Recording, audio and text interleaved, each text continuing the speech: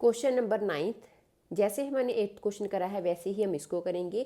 Question में जहाँ पे बिल्कुल थोड़ा सा डिफरेंस है, सबसे पहले हम क्या कर लेते हैं, जहाँ पे केस बना लेते हैं। केस जहाँ पे कौन कौन से आएंगे, सबसे पहले x की जो वैल्यू है वो क्या है, लेस देन 0, x की वैल्यू ग्रेटर देन 0 और x इक्वल्स टू 0। 3 केस बनेंगे। तो सोल्यूशन स्टार्ट करते हैं इसका। सबसे पहले हम लेट करते होते हैं कि x हमारा c के इक्वल है और जो c है वो रियल नंबर्स को बिलोंग करता है, क्योंकि हमारे जो फंक्शंस होते हैं जिसमें पॉइंट्स नहीं गिवन होते हैं वो हम रियल नंबर्स के ऊपर ही चेक करते हैं उनकी कंटिन्यूटी। तो सबसे पहले केस फर्स्ट ले लेते हैं। अगर x की वैल्यू लेस देन 0 है, इट मीन c की वैल्यू लेस देन 0। तो फंक्शन चूज़ करेंगे लेस देन 0 के लिए, तो जहाँ से सीधा ही क्लियर है, फर्स्ट ये वाला फंक्शन चूज़ होएगा x by mod of x। मैंने लास्ट क्वेश्चन में भी कंसेप्ट आपको क्लियर करा था कि अगर c की वैल्यू लेस देन 0 है तो वैल्यू नेगेटिव होएगी, तो x नेगेटिव साइन बाहर लगा के x लिख लेते हैं और मॉड को खोल लेते हैं। तो ये आ गया -1। फंक्शन c के ऊपर चेक करते हैं, वेरिएबल नहीं है तो f ऑफ c की वैल्यू आ गई -1। फिर हम जहाँ पे चेक करेंगे limit x approaches to c function of x। तो लिमिट चेक करते हैं x approaches to c function x by modulus of, तो जहाँ पे भी सेम मेथड, ये हो जाएगा 1 बाई -1 फंक्शन और जो लिमिट है दोनों सेम आए हैं। f of c limit x approaches to c function of x equals to -1। दोनों वैल्यूज हमारी सेम आई हैं, तो फंक्शन क्या हो गया, function is continuous for c less than 0 के लिए। देन हम यूज़ करते हैं अब अपना सेकेंड केस। सेकेंड केस कौन सा है, जब x की वैल्यू ग्रेटर देन 0 है, जिसमें हम c भी ले सकते हैं कि वो ग्रेटर देन 0 है, क्योंकि x और c इक्वल है। अब हम जहाँ पे करेंगे, सबसे पहले फंक्शन चूज़ करेंगे f of x। Function choose करेंगे x c की वैल्यू ग्रेटर देन 0, तो x की वैल्यू ग्रेटर देन 0 के लिए फंक्शन है -1। जहाँ पे कोई भी हमारे पास क्या है, वेरिएबल नहीं है, तो फंक्शन c के ऊपर चेक करेंगे -1 आ जाएगा।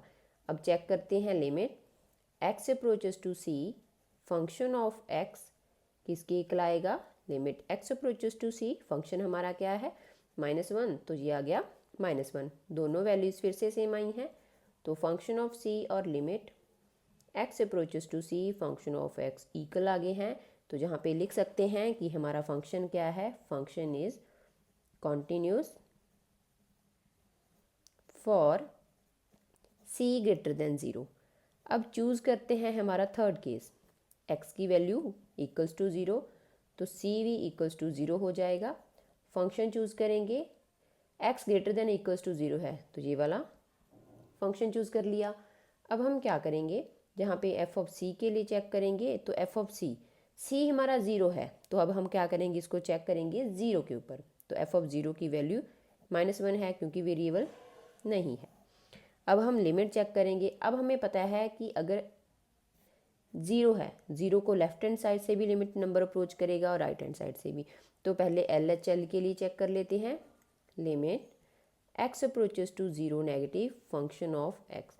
अगर 0 से छोटी वैल्यू है तो वो क्या हो जाएगी, नेगेटिव। तो नेगेटिव वैल्यू के लिए x की वैल्यू लेस देन 0, जे वाला केस चूज़ करेंगे। तो आ गया limit x approaches to 0 negative x by modulus of x।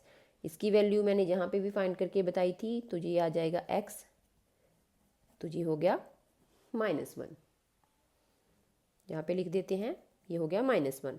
Next हम RHL के लिए यूज़ करेंगे, limit x approaches to 0 positive, 0 से बड़ी वैल्यू बट 0 के बिल्कुल क्लोज्ड। 0 से बड़ी वैल्यू है तो x ग्रेटर देन 0, तो ये वाला केस चूज़ करेंगे।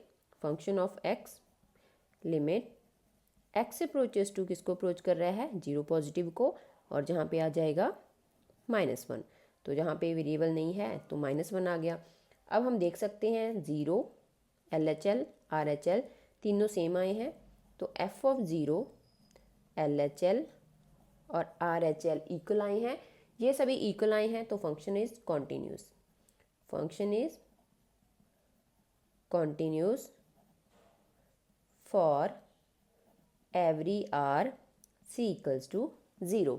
यही हमें क्वेश्चन में फाइंड करना था, बिल्कुल ही इजी था। पहले स्टेप्स बनाए, जहाँ पे 3 केस बनाए, तीनों केसेस के ऊपर अलग अलग फंक्शन चूज़ करे, एफ ऑफ सी निकाला, फिर उनकी लिमिट निकाली।